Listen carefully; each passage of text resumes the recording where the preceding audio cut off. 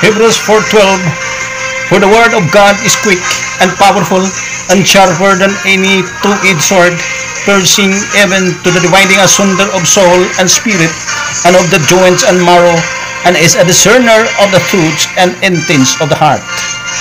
Ephesians 6:17, take the helmet of salvation and the sword of the Spirit, which is the word of God. I am Itanabas, who is the one who breaks the crooked teaching in any different denomination.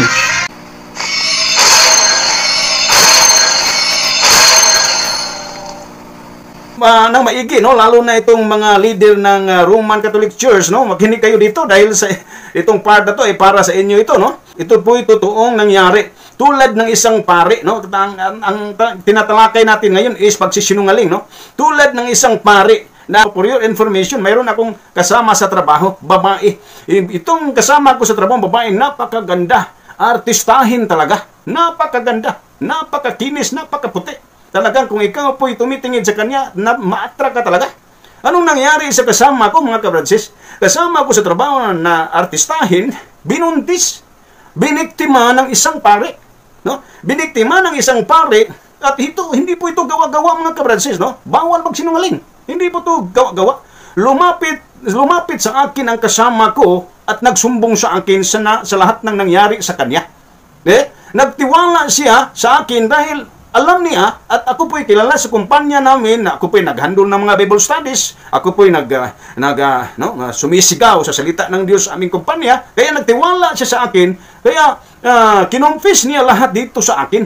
No? Kasi kilala ako sa department namin na nagtuturo ako sa Biblia. No? So, napakasinungaling itong nagbuntis sa aking kasamang babae.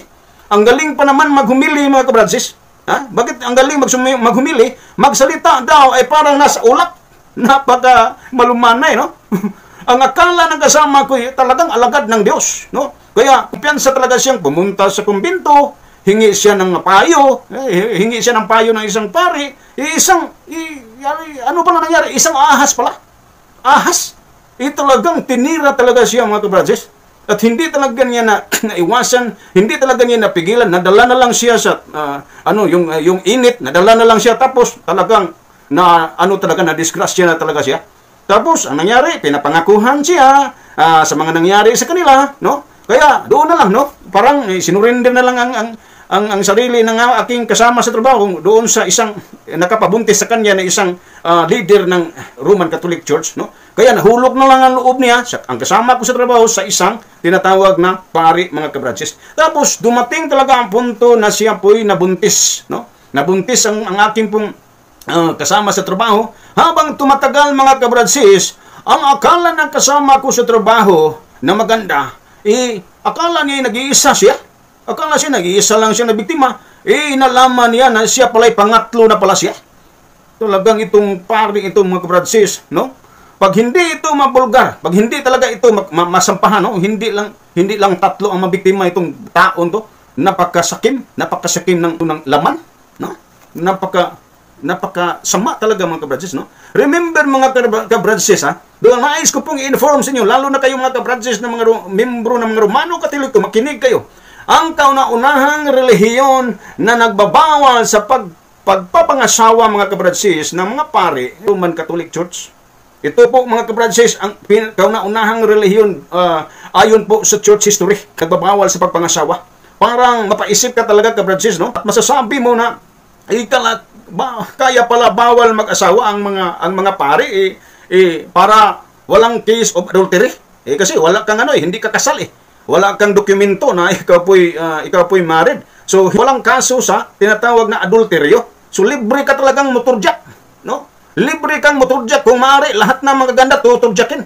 Iyon, mag-ingat kayo, mga kabradsis, kayong mga membro ng Katoliko na napakakumpiyansa ninyo. Sabihin natin, no, hindi naman lahat ng mga paring Katoliko na ganyan, mayroon naman talaga, no, na mayroon naman talagang taong na may respeto talaga sa kapwa. Hindi lahat, no? Ngunit maraming kaso na ganito na sangkot ang mga pari, na maraming inaanakan, maraming binuntisan, mga kabradsis. Kalibong, pakita ito sa iyo para mapukaw ka rin. Ito, minalampasan ko lang ito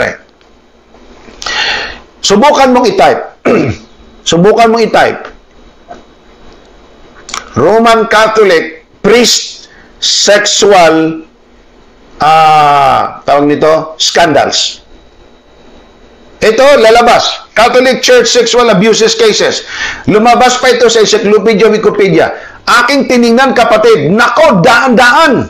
Ang daming nangyayari. Ito, the report estimates that 216,000 children were abused by Catholic priests between 1950 to 2020. Hindi yan galing sa akin. Ngayon, kung sasabihin ko pa itong iba, it's no longer my duty to do this. Pero gusto ko lang mabuksan sa iyo ng iyong ipinalalabas pa sa isang tao, ito talaga 216,000 children. Sa children pa lang yan. Hindi pa kasamang sa mga adults. May babasahin akong talata, makinig kayo. Talata sa Biblia. Dito po, makinig kayo, para sa inyo ito, sa 1 Timothy chapter 4 verse 1. Sabi po dito, 1 Timothy 4:1, ngunit haya ng sinabi ng Espiritu na sa mga huling panahon, ang iba'y magsisitalikod sa pananampalataya at mga kikinig sa mga espiritong mapanghikayat sa mga aral ng demonyo. Aral ng mga demonyo, mga kabradsis, no? Sa verse 2, sa pamamagitan ng pagpapaimbabaw ng mga tao na nagsisipagsalita ng mga kasinungalingan, no? Nagsisipagsalita ng kasinungalingan, no? Ibig sabihin, nagtuturo ng kasinungalingan. Yung mga magtuturo ka na wala sa Biblia, hindi sa Biblia, kasinungalingan 'yon, no? So sa huling araw pala, mga kabradsis, no? May mga magtuturo ng mga aral ng demonyo. Tapos nagsisipagsalita ng mga kasinungalingan. Ang question, sino sila? Sino sila? Sino itong sinabi ni Apostle Paul doon kay Timothy? Sa verse 3, tingnan mo, mga kabradsis. Malaman natin at maunawaan natin ito. Sa verse 3, na ipinagbabawal ang pag-aasawa at ipinag-uutos ng lumayo sa mga lamang katih. Tingnan mo, mga kabradsis. Iyon para ang aral ng mga demonyo. Bakit aral ng demonyo to? Itong nagbabawal ng pag-aasawa. Bakit ito aral ng demonyo? Biro mo, bawal mag-asawa sa kanila. Itong relihiyon na to. Bawal mag-asawa ang mga pari. Tapos may mga anak. Tapos maraming binuntis. Tapos maraming inaanakan. Napaka-worst talaga itong klaseng mga leader na to, mga kabradsis. Kaya kayong mga kabradsis na mga Roman Catholic Church members, i-spy nyo yung naghuhumili dyan. I-spy mo yung naghuhumili sa simbahan kung ilan na ang nabiktima niya. Baka na may bibiktimahin ka, mga kabradsis, no? So, nandito lang tayo, mga kabradsis, no? Ako po'y magpapasalamat na lahat pong mapanood dito, talagang maunawaan niya at siya po'y hipuin ng Diyos, no? Para po siya ay isa rin na maglingkod tulad natin, maglingkod ng Diyos sa katotohanan. At ito po'y bahagi ang salita ng Diyos sa buong kapuluan, sa buong mundo.